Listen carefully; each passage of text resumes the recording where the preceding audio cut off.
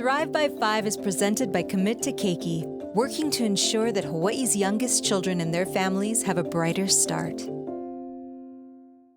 Aloha, I'm Carrie Yarosevich, co-chair of Commit to Keiki and lead at the Early Childhood Action Strategy. Early childhood development has never been more important than it is today. The COVID-19 pandemic significantly impacted children, causing early developmental delays and family instability. By investing more in our youngest keiki and focusing on prevention, we will see positive outcomes. More keiki will thrive in school, more young people will be happy and healthy, and more adults will positively contribute to their families, their workplaces, and communities. Support for young keiki and families is a collaborative effort. We commit to keiki, and we are honored that our governor and mayors do too. Let's ensure our state and county budgets reflect what matters most, our children. Learn more about what Commit to Keiki is doing to give our youngest children a brighter start at committokeiki.org and on social media at Commit to Keiki. Mahalo. Aloha, I'm Jody Leong. Our keiki are Hawaii's future, yet Hawaii ranks 7th from the bottom nationwide when it comes to investment in our children. In Thrive by 5, we'll examine the benefits of government and privately funded early childhood programs and the great need that remains in early childhood education, mental health support, and family violence prevention.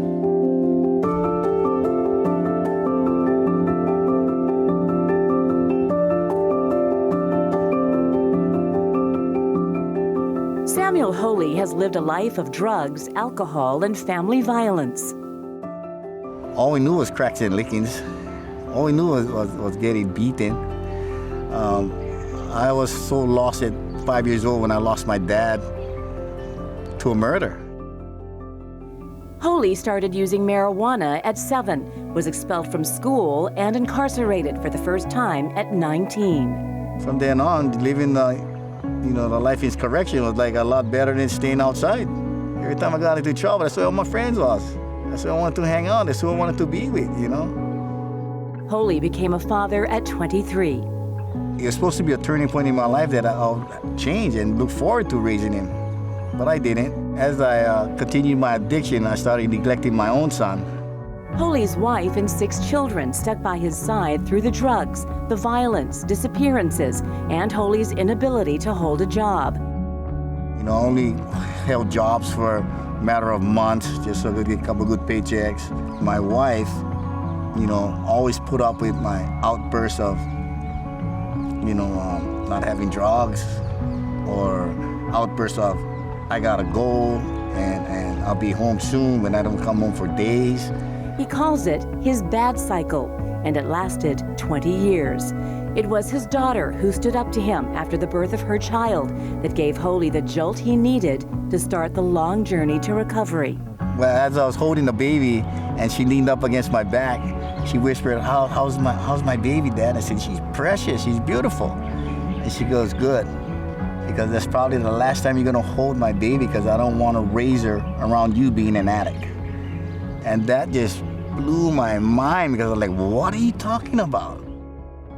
Sailboat, which is 2 syllables. White sailboat. Sailboat. White. White sailboat, yes.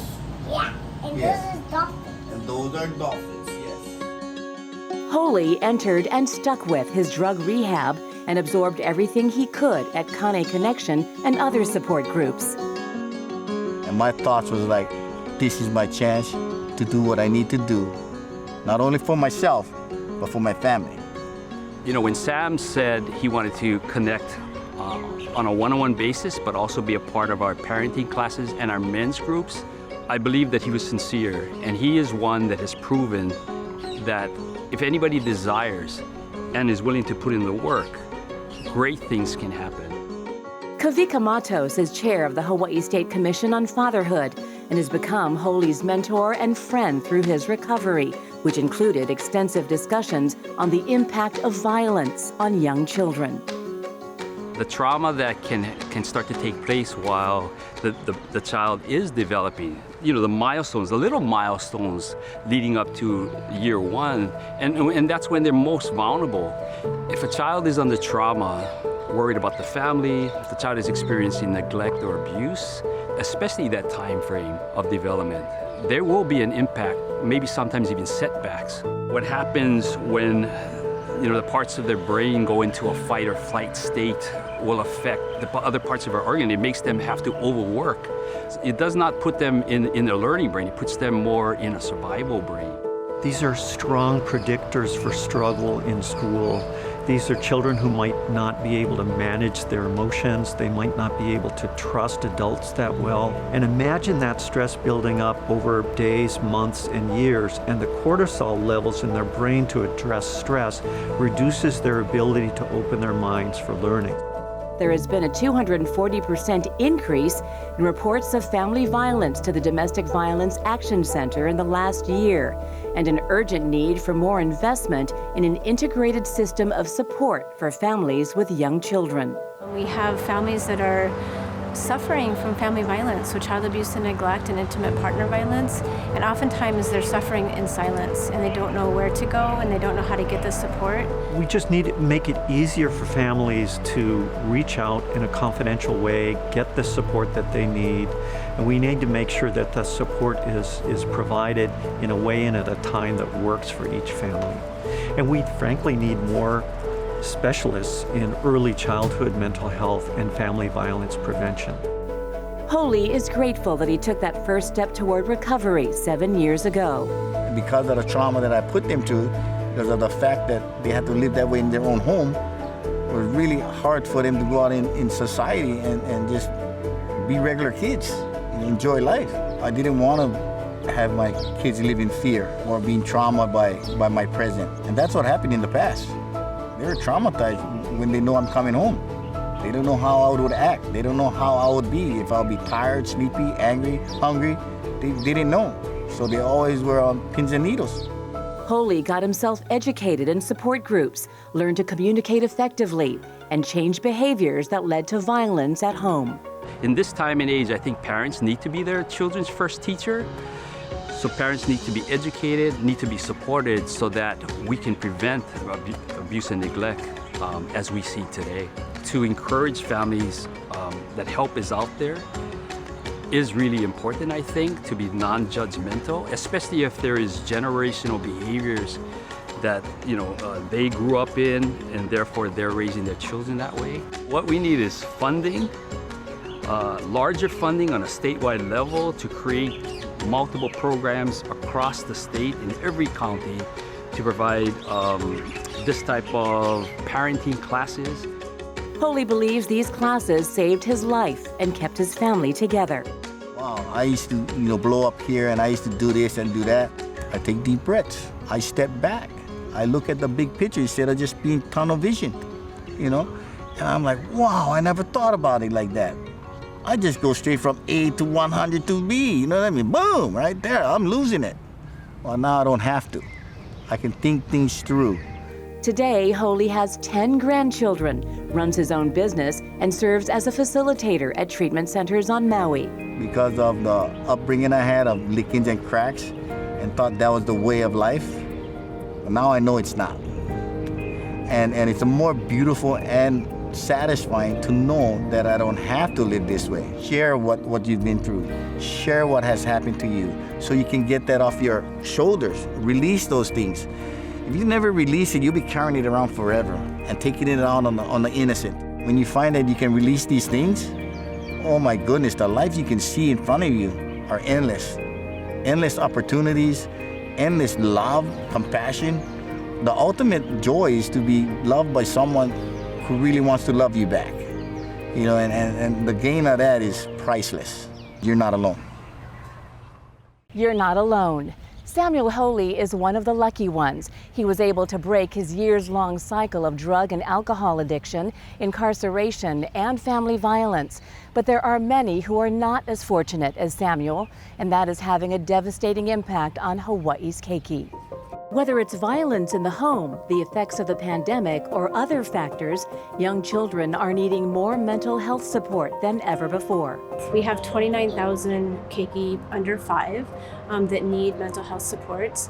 And that early attachment, those early skills on how to regulate emotions are really important for learning. And when they don't get those skills, they enter kindergarten and they really struggle. Erin Henderson Lacerdo is Executive Director of the Association of Infant Mental Health in Hawaii. So parents really could be concerned about their child's mental health development as early as during pregnancy. So when mothers are pregnant, they transfer lots of nutrients and lots of hormones over to their baby, and that includes the stress hormone. And so when pregnant mothers are incredibly stressed, that really does actually transfer over to the baby, and that can impact the baby's development later in life, where they have a harder time regulating their emotions, or when they're really stressed, they don't calm down as easily. And so those kinds of things actually can be impacted by what's happening during pregnancy. And so during those first 1,000 days of life, after the baby is born, which is about the first 3 years, that really is a critical point where we watch all these milestones happening for babies. We see them crawling, we see them looking, we see them starting to talk, and we expect those things to happen. Just as they're developing all of their developmental stages, they're also developing their own mental health as well. And so parents really have this wonderful opportunity in these first few years of life to really impact the patterns that are going to be set for a lifetime. What about a caretaker's impact on their baby once they're born? When their caregiver is able to feel confident in their ability to care for this child, or to provide a safe environment, an emotionally safe environment, then that child will be much better off. And so when a parent is impacted by the day-to-day stress of life, whether that be trying to make the bills, traveling to a job that's miles away through traffic, and we all know how horrible that can be. Parents can carry all of that home with them, and they become less patient and less kind and less nurturing and less willing to just really sit with some of the big feelings that our infants and toddlers have. And so it's really, really important and critical that parents don't forget the important, crucial role that they have. And that role is really to help develop that immature nervous system that we were talking about, where babies don't know yet how to emotionally control themselves or keep that tantrum from happening. They're still learning all of those things, and they learn that through the support of a nurturing and responsive caregiver. And many families wrongly believe that infants will be fine following stressful or traumatic experiences. They're resilient, they're fabulous, they're great little things. And when we don't have to do a lot in order for them to develop on a normal pathway. And what is really the truth is that children are definitely listening. We tend to think, oh, babies, they don't remember. They're fine, they can't talk. They don't remember the fights that we've had. They don't remember the time that we moved suddenly. They don't remember some of the things that happened to our family. And actually what's happening is because, once again, the brain development is happening so critically at this time, it's actually being laid in the baby's brain, in the baby's groundwork for the future. And so babies really aren't gonna just be okay all by themselves. They really are gonna need support, especially if they're experiencing any kind of adverse childhood experience that might then lead to unfortunate health outcomes later in life. Perhaps it was a car accident. Maybe it was a big fight. Maybe even it was a dog bite, maybe. Sometimes the things that we believe are kind of everyday things can actually be really, really scary for little babies. And so babies might express that in different ways. Sometimes they might turn more internally, and they might not cry as much. They might do the exact opposite, and they might cry more often. They might not sleep well. Anytime that there's a concern that you have, you really should reach out to a professional. So basically, I think at the end of the day, it's really just reach out to somebody. Don't worry about somebody judging you or feeling like, why are you asking me these questions? Your child is fine. And in the wake of the pandemic, older children aged 5 to 11 are also showing a decline in social and emotional development and experiencing more mental health issues. And part of that is due to isolation during the pandemic, not having exposure to other peers and other family members, It's the increased stresses for families, whether it's economic stresses, it's homelessness and housing insecurity. So not only are we seeing children having greater needs and families having greater needs, even when it comes to mental health and other kinds of resources that would help them be stable, but we're also seeing our children in greater need with coming to our programs with more ground to cover, I guess, than in past years. And a lot of that is because of the COVID pandemic. To compound the problem, there is a severe shortage of mental health providers and services for young children. We're about 40 to 45% of, I guess, our mental health care shortage affects our young people. We just are really short on providers. Right now, it's really hard to find a adolescent or a child psychologist or psychiatrist anywhere except for in Honolulu, and even then you're going to wait. These things can't wait. As part of his budget package, Governor Josh Green is proposing a loan forgiveness program to attract more doctors and mental health care workers to Hawaii. He's seeking $10 million in fiscal year 2024 and $20 million the next fiscal year. That will create up to 900 additional healthcare workers in our state per year. They will get their loans forgiven if they stay and work in areas of need. That is really the solution. It makes a big difference because for a long time, we've seen the healthcare system kind of fray at the edges, and mental health care is the first thing to go. But in truth, mental health care is primary health care. Green also wants to establish a program within the Department of Health to provide and coordinate mental health services for children from birth to age 5. What can we do to help children who are wrestling with violence at home, with parents that might have addiction issues, and they then suffer a lot of developmental problems? Well, what we can do is we can get like early childhood or even adolescent mental health care into kids' lives. If we do that, then they don't end up suffering and ending up in peril, in jail. Green's infant and early childhood mental health bill is currently moving through the legislature. The governor also would like to see expanded mental health services in Hawaii's schools. We also saw a lot of people tilt to self-harm during the pandemic. There was a lot of worry about suicide, especially in some of the neighbor island communities. We saw spikes that were really scary. We have to invest early in people's well-being. So putting together a lot of extra service for young people, for their mental health at schools, big deal. Beefing up support for Hawaii's youngest Keiki is a top priority for Green because of his own childhood experience. I was deaf at birth, and a lot of people don't realize that, so I didn't have early opportunities. They thought I had disabilities, and really what it was, I couldn't hear. Green says he was lucky to have his disability addressed early through surgery. But I had to catch up, and so it took me until about age 8 to catch up, and so I can imagine how difficult it is for families that don't have resources to not have screening, to not have access to early education, to catch up.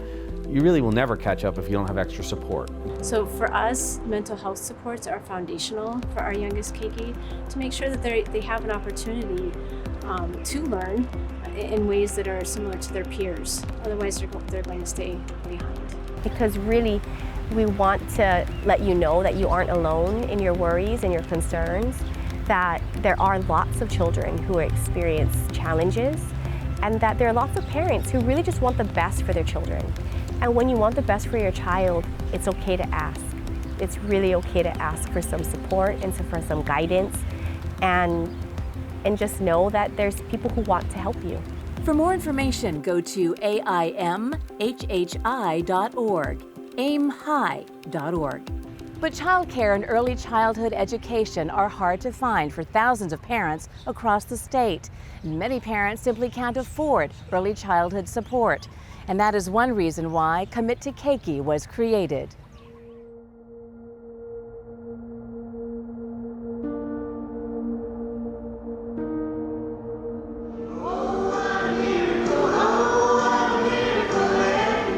Frankie Kepa and his 16-month-old daughter are learning together at Napono Nona Ohana in Waimanalo.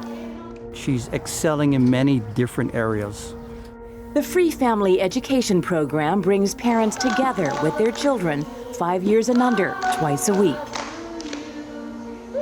Her cognitive skills has gotten better, her fine motor skills has gotten better, and just being around other children, even the parents themselves, meeting new people. The Napono program has done a lot for my family. Kepa knows his family is fortunate to have found a state-funded program that supports early childhood development. It's hard to find. It's very expensive if you do. And a lot of people can't have access to even getting into the program. It is so expensive to live in Hawaii, first off. And trying to get ahead in Hawaii is very tough, especially if you have a family, you have children. It is very tough. Many families need help. Right now, Hawaii is able to provide childcare and preschool to only about 25% of our birth to 5 aged youngsters. And so again, there's a significant gap. Sean Kanaiaupuni is president and CEO of Partners in Development Foundation, which is committed to strengthening communities through innovative programs like Napono. Hawaii ranks about 7th from the bottom in terms of its investments in early care and early learning options.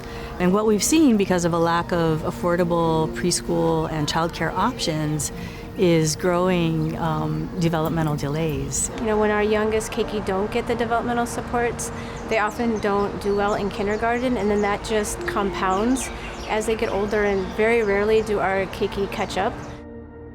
The pandemic made an already bad situation worse. Actually, we're seeing a lot of trouble right now, particularly with young Keiki coming to our classrooms with more significant developmental delays and needing a lot more tutoring and individual support.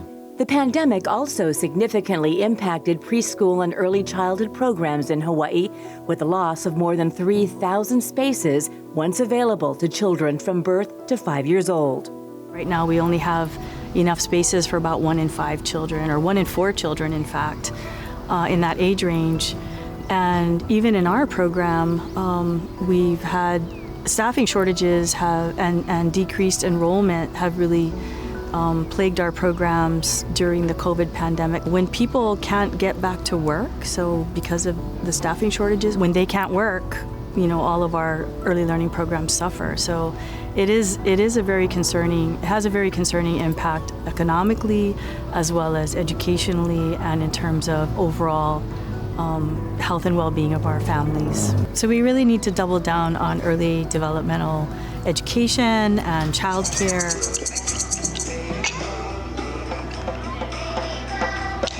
This is the most important phase of learning there is. This is where 95% of your brain wiring takes place before age 5.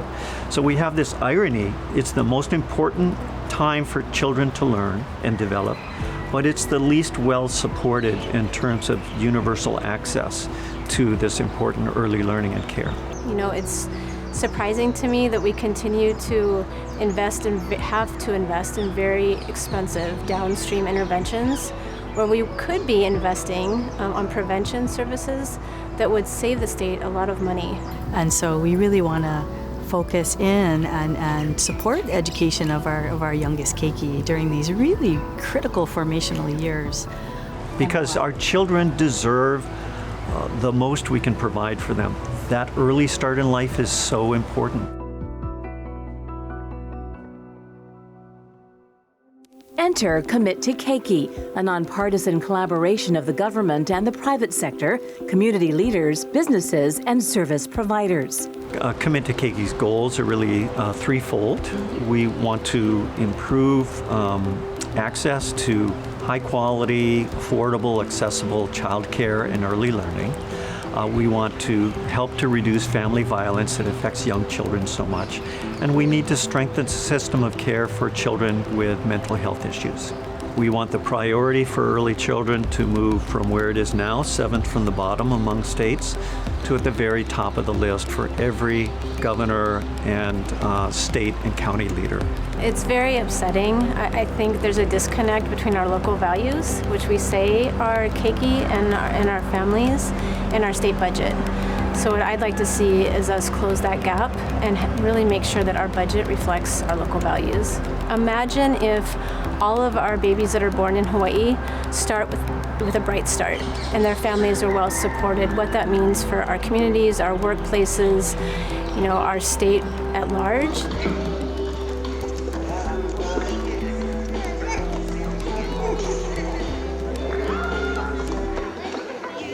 Commit to Keiki's message is starting to get the attention of elected leaders. Lieutenant Governor Sylvia Luke unveiled the Ready Keiki initiative earlier this year, an aggressive, multifaceted plan to ensure that all 3- and 4-year-olds have access to early childhood support by 2032. The initiative follows a state law passed last year when Luke was a state legislator, setting some ambitious goals. So part of our plan is to build enough classroom to take care of 10,000 kids, ensuring that we build enough preschools to take care of as many families as we can. And 10,000 kids amount to about 450 classrooms.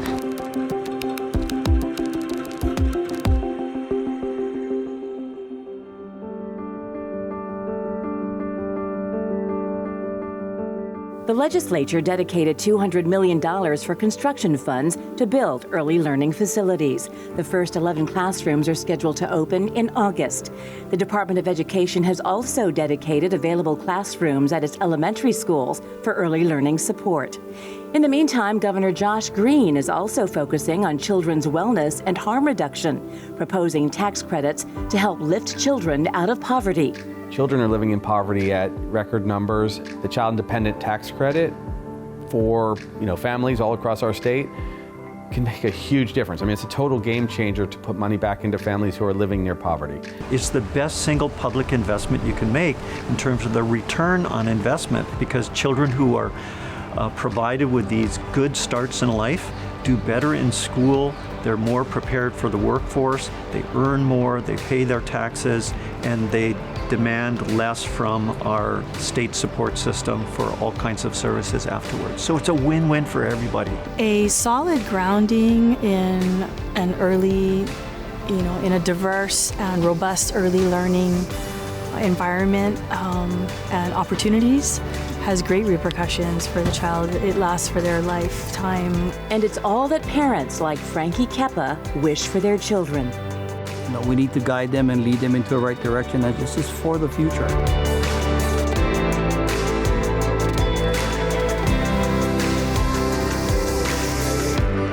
For more information on early childhood support, please go to committokeiki.org or khon2.com. Thank you for joining us for Thrive by 5. Aloha!